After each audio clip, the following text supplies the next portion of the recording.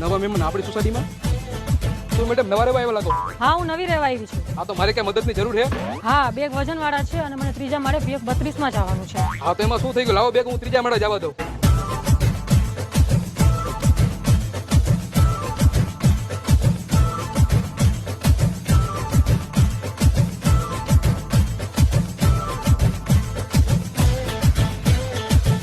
હા બેબી, તમે ક્યારે આવો છો?